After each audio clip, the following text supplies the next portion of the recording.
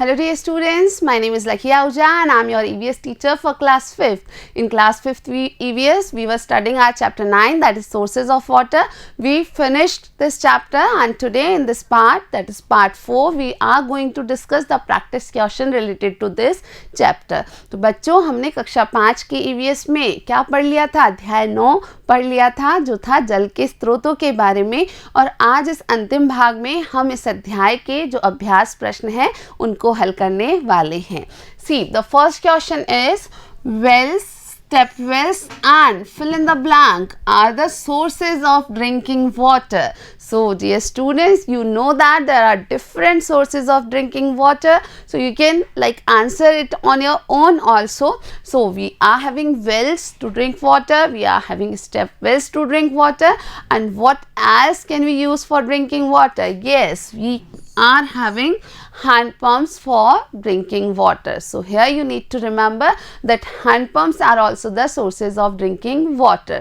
तो बच्चों इस पहले प्रश्न में आपसे एक खाली स्थान में पूछा गया है कि कुएं, बावड़ियाँ और खाली स्थान जल के या पीने योग्य जल के स्रोत हैं. तो हम जानते हैं कि कुएं, बावड़ियाँ और अन्य कई स्रोत जो हैं वो पीने योग्य जल के लिए होते हैं, और यहाँ हम उत्तर दे सकते हैं कि कुएं, बावड़ियाँ और हैंडपम्प जो हैं वो पीने योग्य जल के स्रोत होते हैं.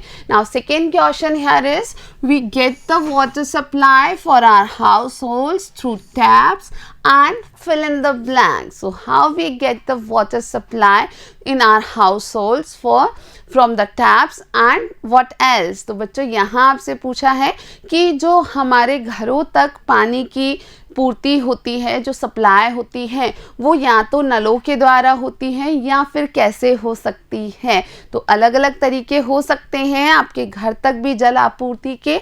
सो here we can answer that borewell can be used here in the blank, that besides taps, borewell are also the things through which we get water supply to our households. तो बच्चों बोरवेल के द्वारा भी हमारे घरों तक पानी प्राप्त होता है.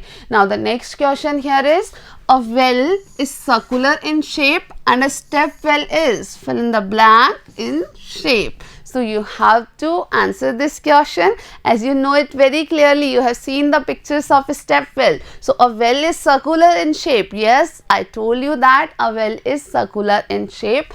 And a step well is, what is the shape of a step well? तो बच्चों यहाँ आपसे पूछा गया है कि एक कुआं जो है उसका आकार सर्कुलर होता है या गोल होता है, लेकिन जो बावड़ी होती है, स्टेप वेल होती है, उसका आकार आपको बताना है कि वो कैसा होता है. So it's quite clear that the step wells are generally rectangular or we can say square in shape. So you can fill here rectangular. तो बच्चों बावड़ी जो होती है अक्सर कैसी होती है? चौकोर होती है या आयताकार होती है.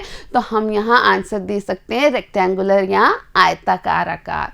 Now question number 4 is water is purified by filtration, boiling and fill in the blank. So I told you the different methods of filtration or the purification of water. So water is purified either through filtration or boiling or what? Yes, we learned that water can also be purified through some chemical process. तो बच्चों इस प्रश्न में आपसे पूछा गया है कि पानी को शुद्ध करने के लिए हम उसे फिल्टर कर सकते हैं, हम उसे उबाल सकते हैं, और कैसे हम पानी को शुद्ध कर सकते हैं. तो आपको पता है कि फिल्ट्रेशन के अलावा, बॉइलिंग के अलावा हम पानी को शुद्ध करने के लिए उसमें कुछ रासायनिक पदार्थों का उपयोग कर सकते हैं, और उन रासायनिक पदार्थों के द्वारा पानी स्वतः ही शुद्ध हो जाता है, यानी जो गंदगी है, जो भी उसमें डर्ट है, वो अलग हो जाती है. So dear students, it was all for today's class. So we finished our chapter 9